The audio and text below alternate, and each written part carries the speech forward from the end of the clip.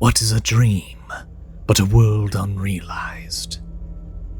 Whether by unconscious hope or inescapable horror, when we drift off to sleep, we remain at the whims of the subconscious mind, fabricating worlds for us to traverse.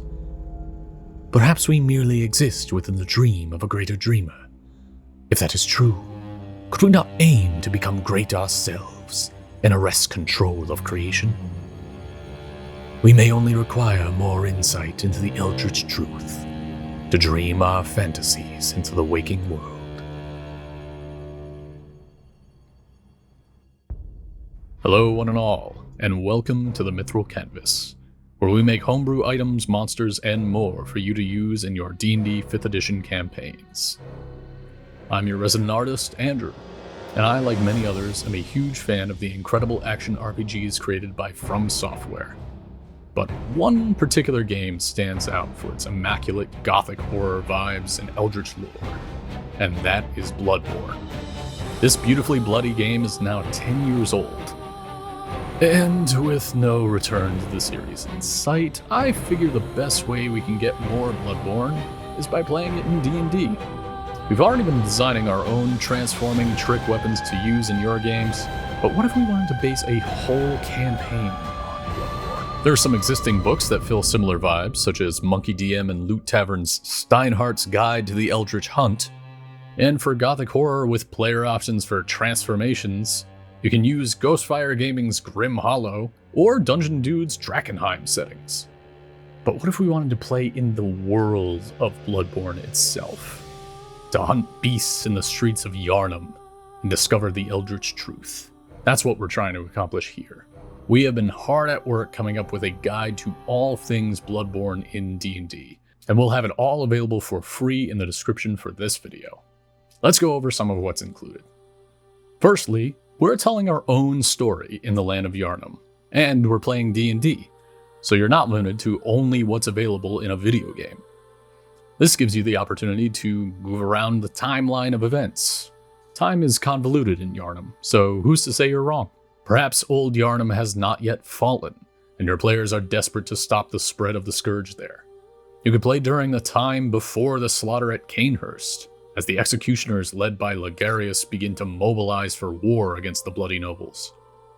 Have fun with time, and don't worry about the implications. Whatever happens, you may think it all a mere bad dream. You may also be tempted to limit what your players can do based on abilities available in the video game. I say embrace creative connections between D&D mechanics and Bloodborne lore. Let players play a moon druid who has innate control over their bestial transformation, or a great old one warlock that draws power from the whispers of formless Odin. For instance, a player may choose to play as an astral self monk, embodying a former Mensis scholar who wandered the nightmare frontier.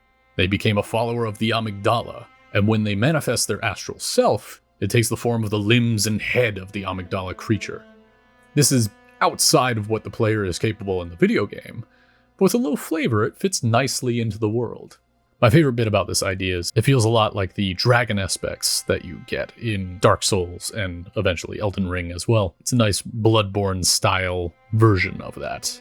This creative use of flavor extends to the Dungeon Master as well. A simple description change can make all the difference. For instance, you can describe an evolved form of the brain sucker, floating as its elongated tentacles protrude from its face, with innumerable holes that dot where its eyes once were. For the stat block, just use a Mind Flayer. One of the more unexplored areas is the distant land of Cainhurst, a frigid expanse once led by ruthless nobility. Should your players explore it, introduce some winter wolves or other Arctic enemies. Now they have to deal with cold damage. Lovely. Now let's get into the actual rules I came up with. Just to be clear, these rules should be used in a Bloodborne game. Do not add these to normal campaigns, because the numbers here can get a little crazy, and will only be fair if everyone gets to use the same rules. When translating things from Bloodborne to D&D, one of the first hurdles are the ability scores. Most fit nicely into each other, while some need more interpretation.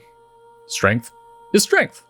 Skill becomes dexterity, vitality becomes constitution. But then arcane can be interpreted as intelligence, and blood tinge can become charisma. Bloodborne doesn't really have a wisdom score, but wisdom in D&D is often used as one's willpower, so we'll definitely have a use for it in a game about men losing control and turning into beasts. Speaking of which, let's talk about our first new condition, Beasthood. Beasthood symbolizes your closeness to succumbing to your bestial urges. Overall, it functions like exhaustion, in that for every point of beasthood you have, your melee damage increases by the same number of points. But damage done to you increases by the same amount. This reflects how beasthood works in-game, where having beasthood would increase damage while making you vulnerable.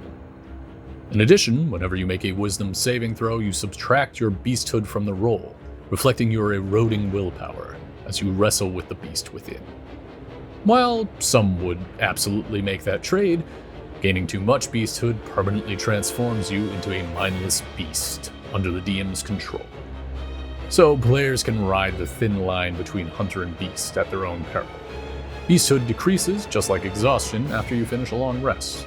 Like I said, these mechanics are going to do crazy stuff with the numbers.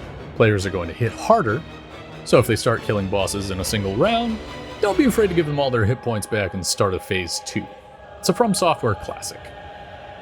Another major new rule is insight points. Insight is something gained when discovering eldritch truths or encountering great foes. Increasing your insight points can grant boons at certain levels, but having high insight can have devastating consequences. I don't want to spoil all the effects that can happen, but insight is used to gain new knowledge and see the unseen. My suggestion is to keep these boons and consequences a secret from your players. It will be a fun surprise. You lose 1 insight point for each wisdom or intelligence point you lose, interacting with some brain-sucking monsters' abilities. When you lose insight points, you gain that many beasthood levels, so be careful. Insight points may also be used as a threshold for other gameplay and narrative purposes. Perhaps an NPC can only be contacted after reaching a certain level of insight, or a player's high insight score tempts a relentless monster to hunt them down. Remember that reskin Mind Flayer I suggested earlier? Maybe paths to the otherworldly and ethereal realms of the dream and the nightmare can only be seen by those with a high enough insight. The possibilities are yours to explore as you craft your own narrative in the world of Bloodborne. To interact with insight, we have the Frenzied condition. Whenever a player takes psychic damage, they must roll a D100. If they roll a number lower than their current insight points, they become frenzied. A frenzied creature takes an amount of psychic damage equal to their insight points at the end of their turn, unless the condition is removed by consuming a sedative, or by effects such as Lesser Restoration. After the creature takes psychic damage this way, they are no longer frenzied, and cannot become frenzied until the end of their next turn. God, those winter lanterns. They're just so mean. Speaking of sedatives and potions in general, in Bloodborne, it is a commitment to heal or use consumables. For that reason, you should keep drinking potions to a full action. In addition to these base rules, I have some optional rules depending on how you want to run the game. If you're playing with XP, which does make sense for Bloodborne, you can combine the XP and gold rewards into one with Blood Echoes. Use this if you want your players to have to choose between buying supplies and leveling up. Math's a little nebulous on this, but it's a fun experiment. You can also use the Hunter's Dream to make death feel less final. The Hunter's Dream is like an afterlife, and when players die, they can respawn in the dream, using gravestones to teleport back to places they've been in the waking world. Use this if you want to replicate the feel of the original game. If you're looking to do the opposite, and want a more deadly game, use the Hunter's Rest tool to make it so that players only heal during a long rest by spending hit dice. This will be good for a gritty survival campaign, where your players are desperately trying to make it through the hunt. Finally, my favorite optional rule, Madness. The Madness rules in D&D have always been near and dear to me, and Bloodborne is a perfect place to use them. Instead of the normal saving throw for determining if you're going mad, players roll a D100 against their current insight points, becoming mad if they roll below the total points, and rolling on the short-term madness table. Also, if players roll more than 20 points below their score, they instead roll on the long-term madness table. And if they roll more than 50 points below their current score, they you roll on the Indefinite Madness table.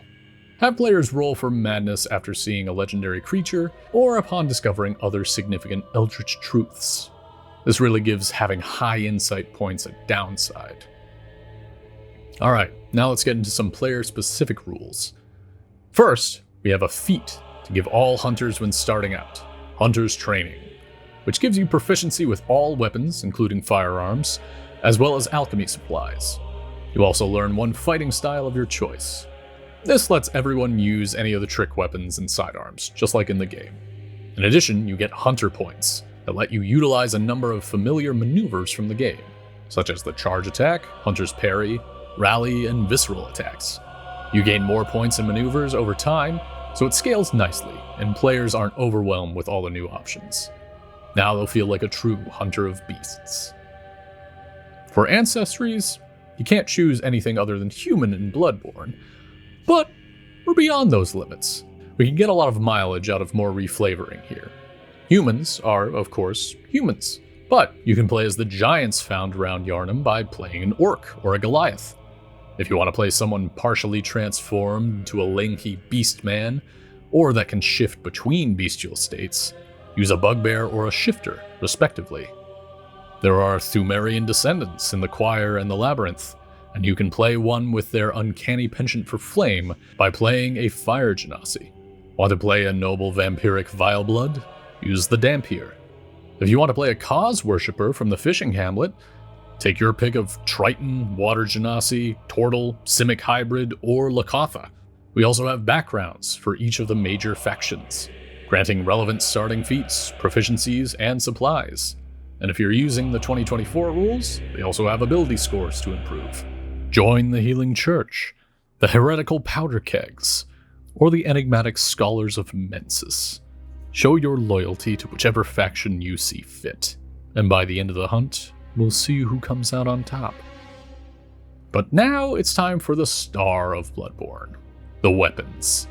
Now, when I first endeavored to translate Bloodborne into D&D, I said, oh, it would be far too much work to translate every single trick weapon using the same rules we've made for our new items, so I'll just focus on some staples and favorites. So naturally, I made them all.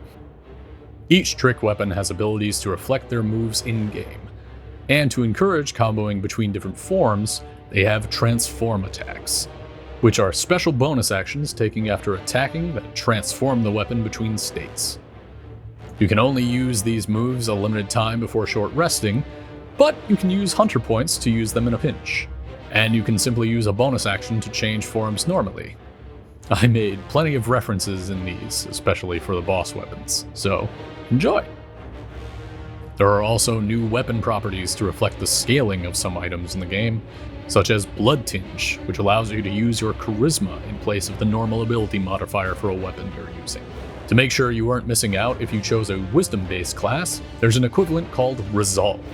There are also properties to give an extra bonus when fighting a particular type of monster, from Serrated for fighting beasts and monstrosities, to Kinslayer for aberrations, and some to make certain firearms work better.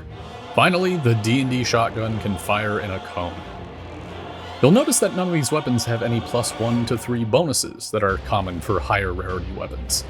And that's because I also made Bloodstones, which can be used to upgrade every weapon just like in the game. Using a shard grants a weapon a +1, twin shards brings it to a +2, chunks bring it to a +3, and a legendary Blood Rock brings it all the way to a +4, beyond the normal limit of D&D bonuses. There are also Blood Gems, which further upgrade your weapons with more magical effects, as well as a full random table so you can generate blood gems just like when you delve into the Chalice dungeons. Dear God, I put so much into this. We also have each usable item from the game, from Bolt Paper, which temporarily adds lightning damage to a weapon, to Beast Blood Pellets, which temporarily boosts your Beast Hood damage at the cost of more damage to yourself. My personal favorite is the Pebble, which replicates the Compelled Duel spell when thrown at a creature. Quite thrilling. For your Fashion Soul's pleasure, we also have a collection of armor sets and some headwear, with properties that reflect the resistances and weaknesses each have in-game. Honestly, these could use some work to make them more unique, but they're faithful to their in-game statistics. Next up, Hunter's Tools, which are attunement items that let any hunter replicate their iconic magical effects. Quick Step with the Old Hunter's Bone, or summon falling stars with a Call Beyond. You can even give some to your players early on so they aren't waiting till late game to use them. Finally, we have Caryll Runes. Caryll Runes are special upgrades the players can discover. Once you have a rune, it can be attuned to during a long rest, but you can only be attuned to one rune at a time. Normally in game, these are stackable with 4 slots, but here I've treated them as epic boons that can vastly increase one's power. For instance, since anti-clockwise metamorphosis usually increases your stamina in-game, it grants you an extra attack during your attack action, or an extra bonus action to use more of your transformation combos. Likewise, many of the Lake and Sea runes, which increase your defenses in-game, reduce certain damage types by your player level, potentially reducing it to 0. These are high-level upgrades that will vastly increase a player's abilities. Now, obviously, a large portion of translating Bloodborne to D&D is designing all of the stat blocks for the terrifying creatures found throughout its world, as well as creating the iconic locations within Yharnam, the Nightmare, and Cainhurst. That would be a daunting endeavor for me to take on. Luckily, someone already did that work. Fellow creator DM2 has a Hunter's Bestiary that transforms every enemy in Bloodborne into a D&D creature for your players to hunt. And for the environment, David has lovingly created the familiar sites as tabletop battle maps. We have links to their free creations as well as their Patreons in the description below. Check out their stuff and be sure to support them. They deserve it. Speaking of which, that brings us to the end of our video. You can find the complete rules document in the description for free. Please leave any feedback and suggestions you have in the comments below. I put way too much work into this, so if you like what you see, or you want even more trick weapons designed and illustrated by me, consider supporting the Mithril Canvas on Patreon. We have years of other fully illustrated D&D creations there for you to check out. Thank you so much for watching. May you find your worth in the waking world.